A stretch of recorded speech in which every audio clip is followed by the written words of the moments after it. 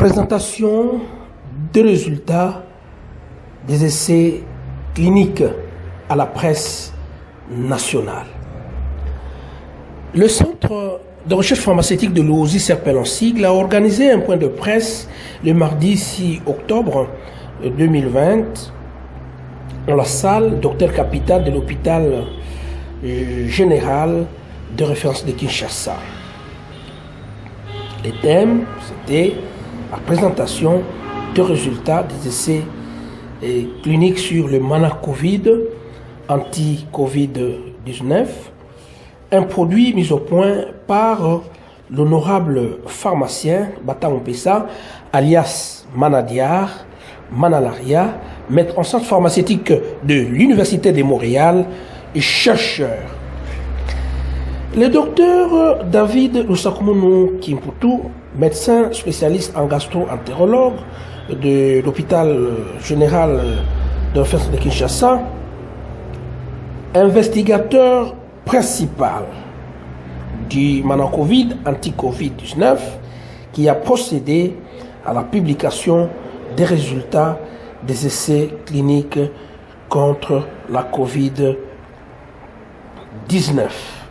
qui, selon l'orateur, se sont soldés par un succès spectaculaire de 100% de guéris, en ce que les 300 patients testés positifs à la Covid-19 qui ont été soumis au Mana-Covid étaient tous guéris après traitement.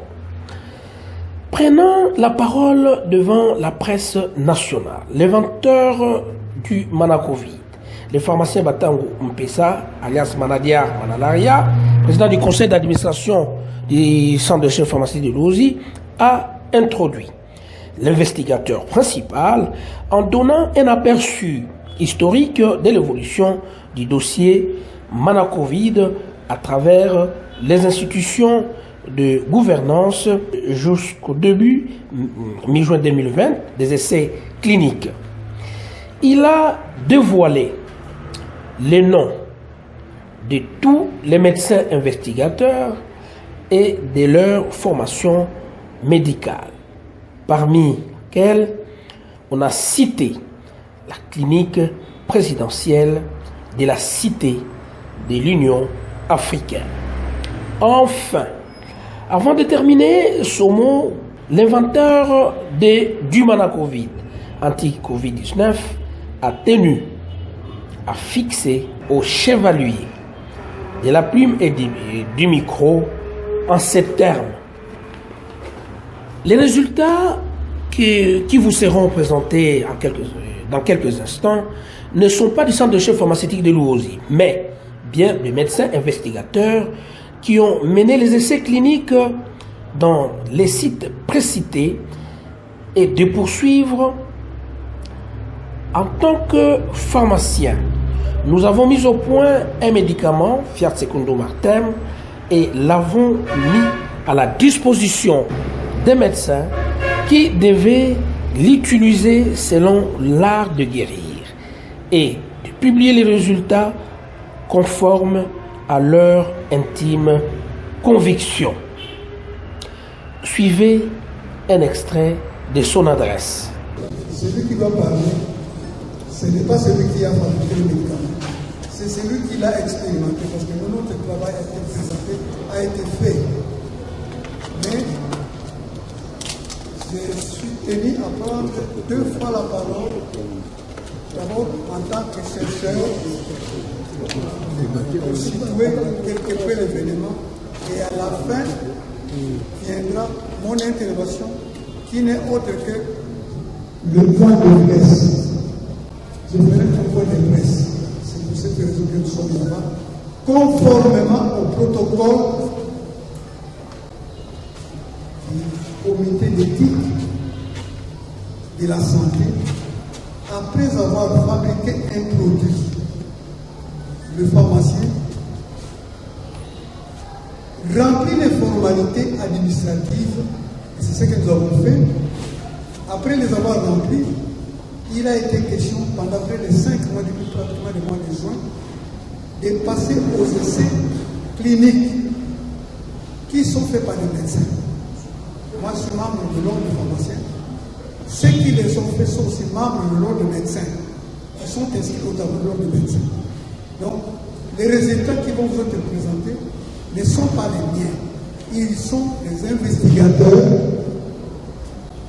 qui ont travaillé sur la coordination de quelqu'un qui n'était pas sur le terrain, Dr Sakoumonou, que vous connaissez, qui vous a présenté. Lui va vous présenter comment le travail a été fait et ensuite quels sont les résultats. À l'issue de sa présentation, je ferai en 2 ou 3 mots ce qui doit souligner comme point de presse, ce que nous pouvons livrer à l'opinion publique. Je vous remercie. Prenant également la parole devant les journalistes, l'investigateur principal, le docteur Lusakoumonou, David, a vivement remercié les chefs de l'État pour avoir décrété, à point nommé, l'état d'urgence sanitaire et qui appelait à la mobilisation de toutes les compétences du pays pour faire face à la pandémie de la COVID-19. Il a également remercié le ministère de la Santé qui a rendu possible l'organisation de ces cliniques par l'entremise du Comité national d'éthique de la santé, CNS, la direction, la pharmacie et du médicament, de PEM, les formations médicales dans lesquelles se sont déroulés les essais cliniques, les investigateurs qui ont bravé la peur de la contamination due à la COVID-19, de la Fondation Alliance et de toutes personnes physiques ou morales qui ont contribué à la réalisation de ces essais cliniques. Suivez un extrait du docteur Lusakoumonou, investigateur principal. Je pense que cette journée est une journée historique pour nous tous, peut-être pour le pays. Peut-être que l'histoire nous dira demain, nous rappellera cette journée, je pense. Alors, nous avons fait des travaux, des essais cliniques, c'est-à-dire des études sur un produit, sur des malades. On va le faire sur ces personnes vivantes. Et nous ferons un rapport, un résumé du travail des essais cliniques que nous avons mené ici à Kinshasa. Et je commence par vous dire que la maladie virale nouvelle, comme on dit émergente, qui est apparue en Chine, qui s'est étendue partout dans plusieurs pays, ce qu'on appelle pandémie, nous a touché également, a touché la République démocratique, malheureusement, depuis le mois de mars.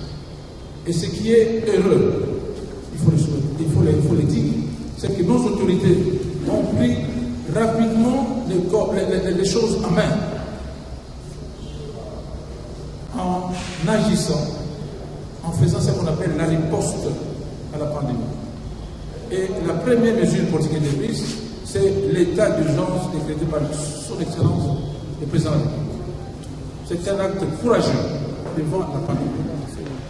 Le deuxième acte, c'est la création d'un État, d'un secrétariat technique du comité ministériel Covid-19, qui a pour but de proposer à la présidence toutes les voies pour lutter contre la pandémie.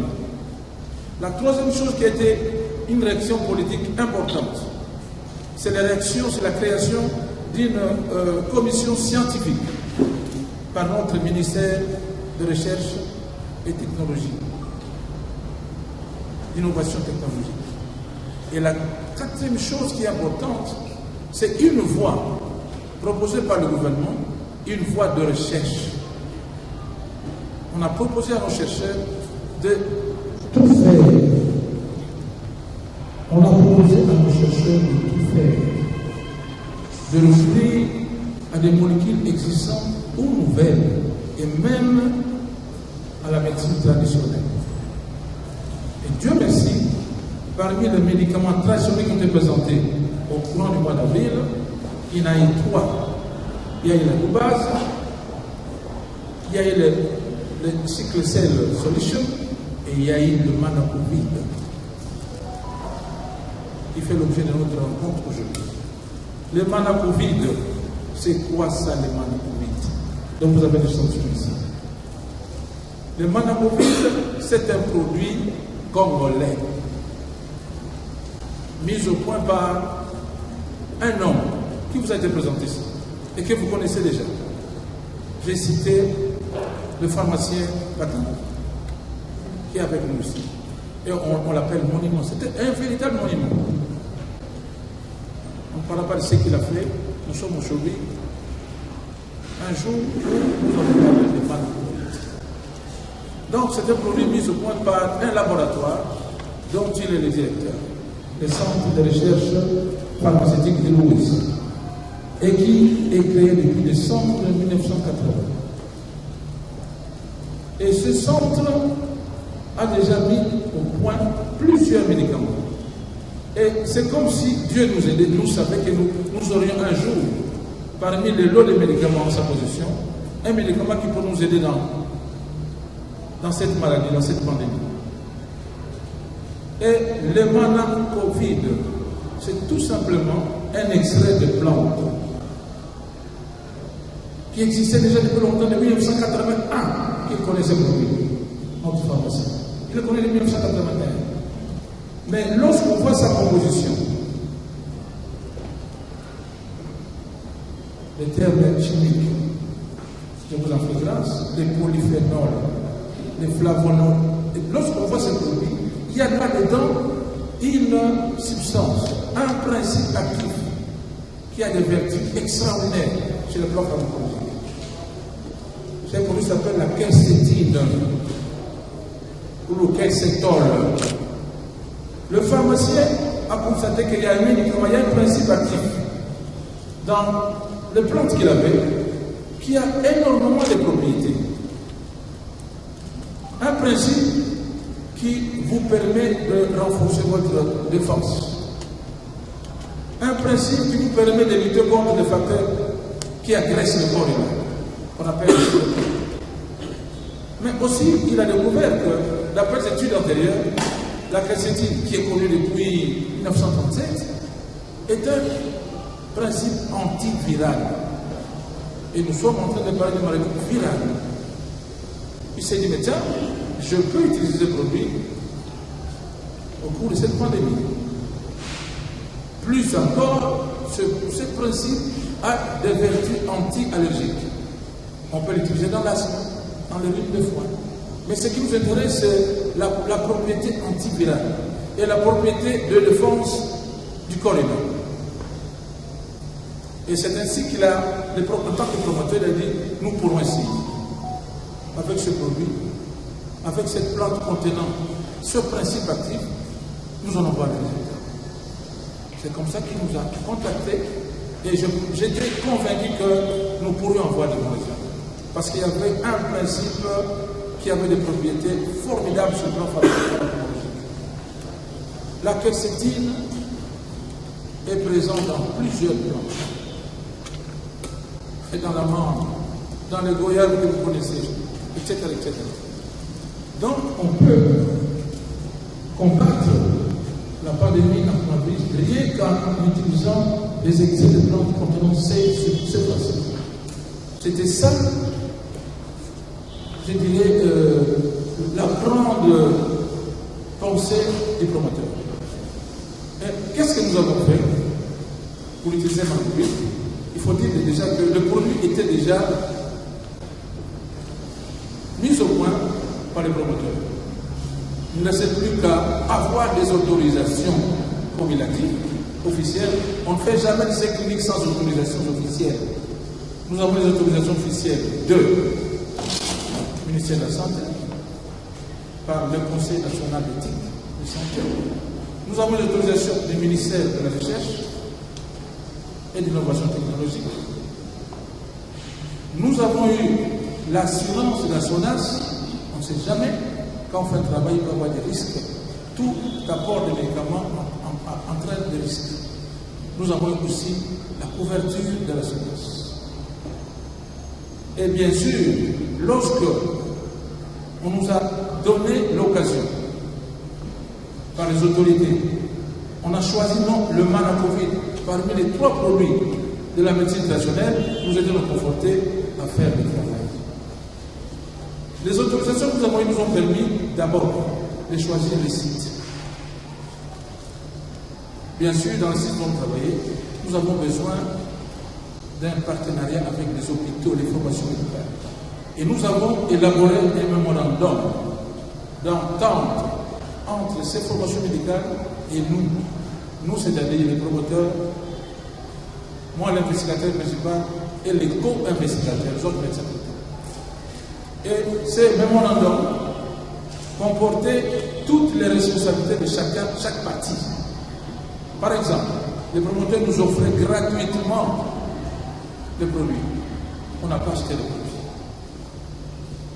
Donc les promoteurs s'engageaient à fabriquer le plus grand nombre de produits pour que nous voyions au moins 200 malades. Et chacun d'entre nous, moi y compris, je connaissais moi. Et nous avons choisi les investigateurs, donc ceux qui ont collaboré avec moi, étroitement sur un certain nombre de bases. Ce sont des médecins. Des médecins qui ont une moralité particulière, qui ont une expérience dans la pratique de la médecine, qui ont accepté de faire ce travail et qui étaient disponibles. Ce n'est pas facile, en plus de 3 mois, de s'occuper que de quelque chose de spécial et d'oublier ses honoraires. Ça n'arrive pas toujours. Et ces médecins-là ont oublié les honoraires. Ils ont travaillé pour le pays. Et ils savaient ce qu'ils devaient faire. Recevoir les malades, les examiner, de faire le choix qui devait faire partie de ces essais cliniques. Et les critères étaient bien connus, bien décrits. L'âge entre 8 et 100 ans, entre 0 et 100 ans, tous les sexes, les gens qui habitaient certains sites de travail, des gens qui avaient des symptômes de la maladie, des gens qui étaient testés positifs. C'est très important ça. Ce n'est pas n'importe qui. On a testé ces hommes. On a fait des tests. Ils étaient positifs. Des gens qui pouvaient prendre les médicaments, qui vont prendre par la bouche, bien sûr. Et des gens qui, c'est aussi important, qui ont accepté, qui ont signé un formulaire de consentement libre et éclairé. On explique ce que nous allons faire. Ils acceptent. Parce qu'ils sont malades, ils veulent avoir la bonne santé. Ils ont accepté. Donc ce sont des conditions. Ils ont signé un document, un formulaire. Et pour les enfants, on a demandé aux parents de nous accorder l'autorisation de nous occuper des enfants malades. Donc nous avons eu un memorandum. Et nous avons choisi des sites où nous devons travailler. Et ces sites, il y en avait 3. Et dans les 3 sites, il y avait 3 équipes qui travaillaient, alors je vous dis en tous les chemins, indépendamment les unes des autres. Donc chaque équipe travaillait indépendamment dans les sites qui étaient choisis. Et comme j'ai dit, on a eu des malades qui ont répondu à un certain nombre de critères. Parmi les plus importants, devaient avoir des symptômes de la maladie. Ils devaient être Covid positif testés. Et ils pouvaient prendre les médicaments par la bouche. Et ils avaient signé un formulaire, je répète, de consentement libre et éclairé. Donc on n'a pas pris les gens par la force. Et ces investigateurs ont donné des médicaments, le Manacovid, à un moment donné, à une dose donnée, qui était pour les adultes, une cuillerée à soupe, 2 fois par jour pendant 5 jours. Chez les enfants, une cuillerée à soupe, 2 fois par jour pendant 5 jours aussi. Ils ont suivi ces malades. Ils ont évalué, ils ont suivi, évalué ces malades pendant le traitement. Et ils notaient dans ces registres les manifestations qui n'étaient pas désirées ou on les retournement des manifestations qui étaient plutôt positives. Et puis, ils nous ont envoyé, à nous, investigateurs principaux, toutes les données. Vous avez écrit sur le fichier d'enseignement. Ils m'ont envoyé tous les formulaires d'adhésion libre des malades, parce que ce travail pourrait faire l'objet de contrôles au niveau de l'État. C'est très important. Et le document qui est à ma brochure ici, de 547 pages, ouvre tous les travaux. Les documents signés par les malades eux-mêmes, pour eux-mêmes ou pour les enfants. Donc tout est là-dedans. Vous pouvez faire l'objet de contrôles par les autorités. Alors, ce travail que nous avons fait, nous avons donné les résultats suivants. Ça, c'est le point le plus important. Nous avons eu au total 300 personnes qui ont été incluses dans les essais cliniques. C'est pas un petit chiffre. Nous avons demandé d'avoir au moins 200. Nous sommes arrivés à 300 et je vous informe que les travaux continuent. On doit passer les terrains. Sur les 300 que nous avons eu, il y a plus de femmes que d'hommes. 54% et 48 à 46% d'hommes. Il y a plus de femmes que d'hommes. Ce qui est important, c'est l'âge, les tranches d'âge. Les sujets âgés de moins de 5 ans, de 20 ans, il y avait à peu près 5 à 6%. Dans notre étude, c'était 6%. Donc 6% des malades que nous avons recueillis avaient moins de 20 ans. Et en même temps, les malades âgés de plus de 70 ans, c'est à peu près le même chiffre. 5 à 6%.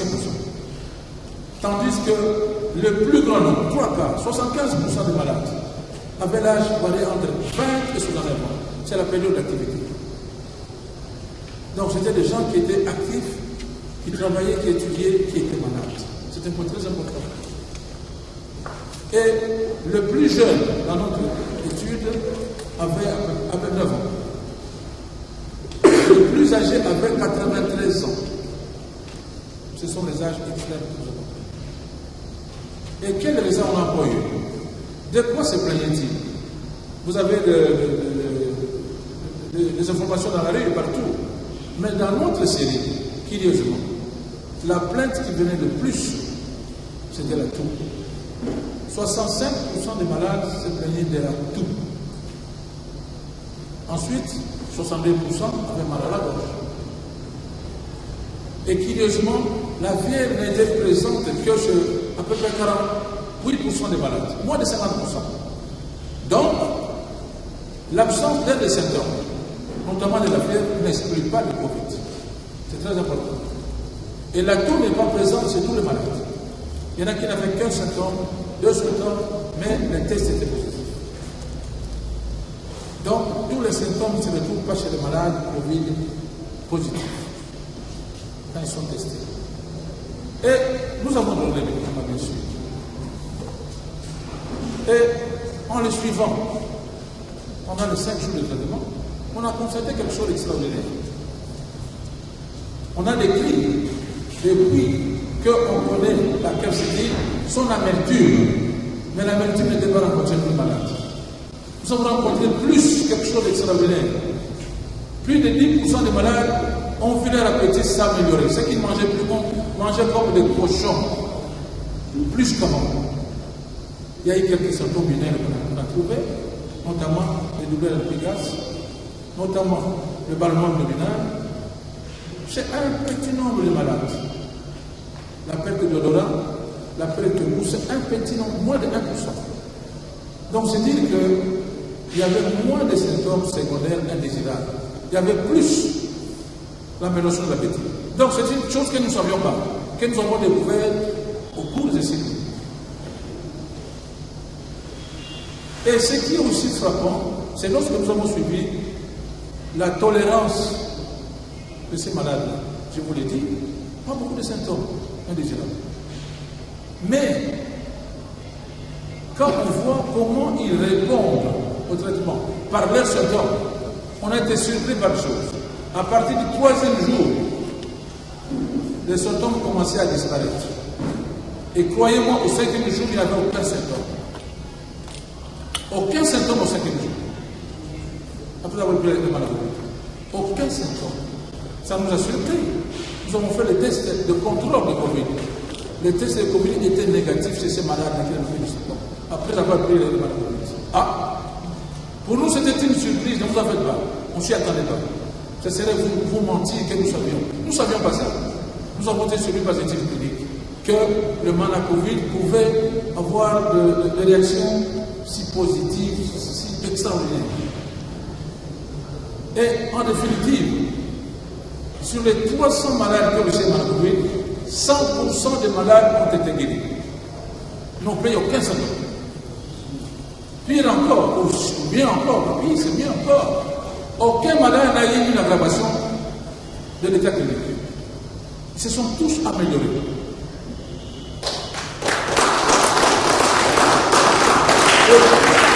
Soyez, je vous dis la vérité, ni moi, ni les promoteurs, ni les investisseurs, les confrères ne s'attendaient pas à ça. Pour nous, c'est un miracle. Et ça doit être un miracle sur le plan national et international. C'est comme ça que nous avons commencé à présenter les médicaments. Et nous voulons être très loin.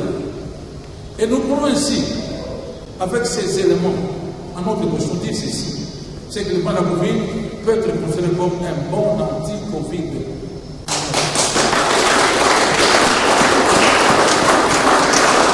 Parce qu'il est bien toléré, parce qu'il n'y a pas beaucoup d'effets secondaires, parce qu'au bout de 5 jours, les symptômes disparaissent. Et surtout, les tests, croyez-nous, nous avons fait des tests de contrôle négatifs chez les 100% des malades. Et pourquoi ne dirons pas que le malade Covid est efficace? Qu'il peut être proposé comme un des anti-Covid sur le plan national et international. Et nous ne sommes pas arrêtés là-bas. Nous avons proposé ceci, nous avons travaillé. Une équipe que j'apprécie, que j'adore, que je remercie ici. Mais nous voulons que d'autres centres prennent le malade Covid, notre malade Covid, qu'ils fassent les mêmes études, qu'ils donnent leur conclusion. Parce que s'ils nous rejoignent, je pense que ce pays-là, la RDC, on en parlera partout dans le monde. Et je propose, nous proposons, nous tous, que le malade Covid soit testé dans d'autres centres, dans d'autres hôpitaux, dans d'autres formations médicales, pour voir si nos résultats vont correspondre à ce que nous avons trouvé nous. Et soyez sûrs, je vous le répète, nous avons été étonnés des résultats miraculeux que nous avons. Je vais terminer, parce que c'est bien de faire un essai clinique, mais je pense qu'il y a des gens qui nous ont permis de faire ce travail. Au début, on était hésitant, mais on s'est dit, mais on va commencer. C'est une contribution de la RDC à la lutte contre la pandémie qui est partout dans le monde. On n'a pas encore trouvé les solutions définitives. Et je pense que je ne peux pas terminer sans remercier toutes les personnes, physiques ou morales, qui nous ont permis d'oser de faire ces essais cliniques. Et je pense que la première question, je ne suis pas politicien, je ne suis pas partisan. Le fait que tout le président de la République a pris les choses en main, je pense qu'il mérite de remercier. Donc nous remercions d'abord le président de la République pour avoir pris vite des décisions qu'il fallait pour essayer de lutter contre la pandémie dans ce pays. Nous remercions les 2 ministères de la Santé et de la Recherche qui nous ont autorisés à faire ce travail, ces essais cliniques. Et il y a quelqu'un qui a travaillé pour nous d'une façon particulière. Il a fait encore, il est là dans ça. C'est le docteur Zélie.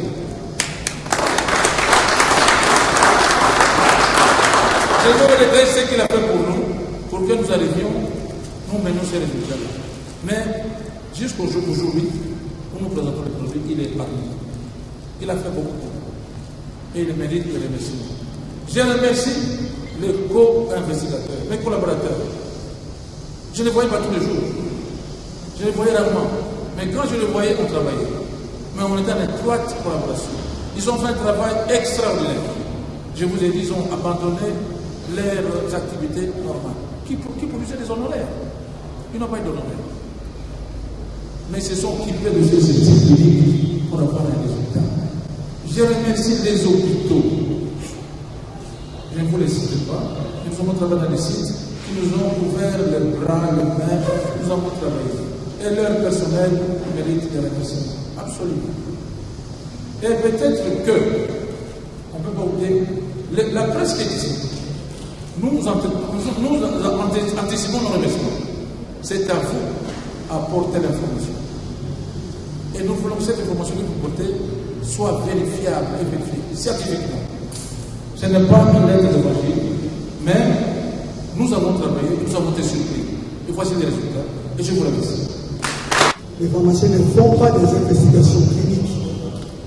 Et eux, ils préparent. Comme moi, je préparais. Et j'attendais. Néanmoins, nous avons eu l'occasion tôt de comprendre en tant que pharmacien Fiat secundum actem fait selon votre art. Ça, c'est une expression consacrée du pharmacien dans la préparation, dans la formulation des médicaments. Le pharmacien formule indépendamment de quiconque son médicament. Étant certain, théoriquement, scientifiquement, des éléments qu'il utilise. C'est le cas pour nous quand a sévi la pandémie et quand nous avons compris le potentiel disponible dans la nature, prouvé par plusieurs données scientifiques, confirmées dans la littérature scientifique, notamment sur la quercétine, lorsque nous faisions cette formulation qui s'est achevée le 8 avril, mois de mars, 8 avril, où je me suis présenté, où j'ai été appelé la première fois, c'était les pharmaciens de cette ville qui m'ont invité pour utiliser le terme de doux, mais j'étais presque interpellé parce que depuis le Manacovid avait été retenu le 14 avril 2020. 4 jours ou 8 jours après, 4 jours, 5 jours après, je suis appelé pour m'expliquer, presque donner toutes les informations que je n'avais pas encore. Les essais cliniques n'étaient pas encore là, n'étaient même pas encore autorisés. J'avais promis, j'avais expliqué aux pharmaciens le fondement scientifique de cette œuvre que le Manacovid. Et je l'ai rassuré en attendant les essais cliniques, que j'étais certain de ce que je faisais. Je l'ai répété à plus de lieux où nous étions invités pour donner certaines explications qui n'étaient pas encore disponibles. On a semblé nous pousser trop vite à répondre, mais la vraie réponse, elle arrive aujourd'hui. Nous étions nous aussi en train d'attendre de travailler aux côtés des investigateurs pour produire à leur intention ces documents des essais cliniques. Pour chaque malade, il y a au moins 3 pages qui le concernent. Et ces documents ont fait la compilation et l'investigateur principal à mes côtés pour sortir ces résultats dans un document dans l'ensemble. C'était 815 pages produits par le travail des médecins, pas par le travail que nous avons fait. C'est ce travail que nous amenons devant vous, la presse, pour dire les médecins nous ont confirmé, ils ont certifié leur travail. Les investigateurs ont certifié leur travail et l'investigateur principal nous les certifie à son tour. Nous, à notre tour, nous informons l'opinion nationale et internationale à travers la presse, que vous êtes un communiqué de presse, un point de presse, que le Manacovid a subi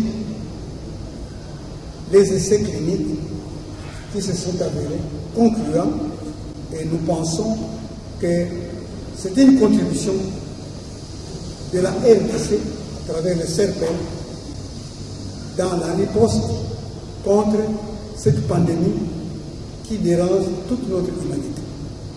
Voilà notre message. Que Dieu vous bénisse.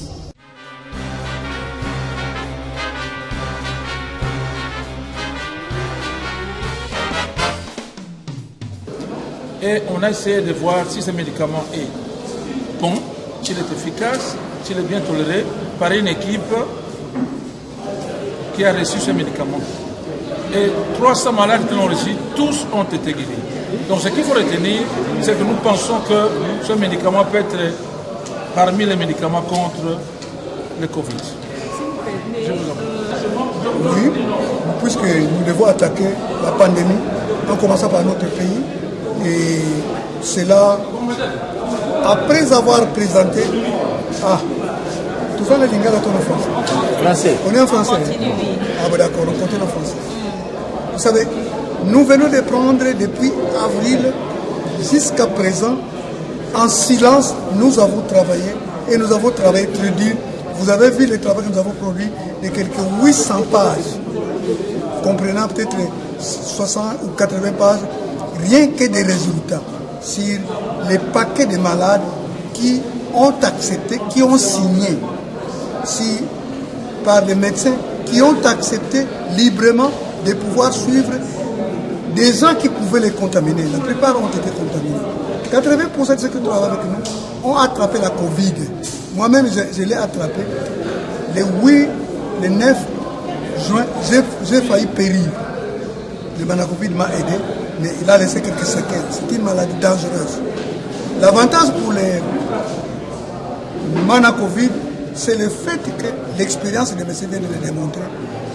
À partir de la première prise, l'amélioration s'annonce. Plus la Covid a duré longtemps, a été guérie, 10-15 jours, plus ça ronge le corps. Plus tôt, elle peut soigner, il peut soigner, plus tôt, c'est mieux. Parce que le coronavirus détruit la cellule. Et en se dupliquant, je ne vais pas entrer dans les détails, continue à se multiplier pour aller attaquer d'autres cellules. Or, le Manacovid, vous avez entendu, au maximum, dans les 5 jours, la personne est négative, les symptômes aussi ont disparu. Quels sont les effets des plantes qui ont été expérimentées et comment vous l'avez testé? Quels sont les effets des plantes que vous avez utilisés? Comment ils ont été testés? Bon, les extraits de plantes, moi je suis pharmacien. Un de nos cours principaux, c'est le cours de pharmacologie, c'est le cours des plantes. Je les connais. Maintenant, j'ai formulé, je crois que sur le plan public, je ne peux pas étaler, je tale maintenant une formule. Là, c'est important. Il y a plusieurs plantes qui ont des polyphénols, des flavonols. Il y en a beaucoup, des plantes, c'est plein. Mais c'est question de savoir lesquelles vous combinez pour faire votre combinaison. Ça devient secret de maison. Et comment vous l'avez testé? Comment on l'a testé? Les docteurs viennent de le dire. La première chose, ce sont les propriétés attribuées aux substances qui se trouvent dans la plante, notamment la quercétine. Un des puissants antioxydants, antivirales, antihistaminiques, anti-inflammatoires, etc. Beaucoup de propriétés. Ce n'est pas moi qui ai commencé ça, mais depuis les années 1934, ce principe est connu dans ses vertus. Les pharmaciens utilisent les plantes ou les substances qu'ils connaissent selon ses vertus pour faire les combinaisons et en sortir les médicaments. Je suis pharmacien. Ça fait 49 ans de tout 50 ans que je suis sur le terrain de pharmacien. C'est mon métier.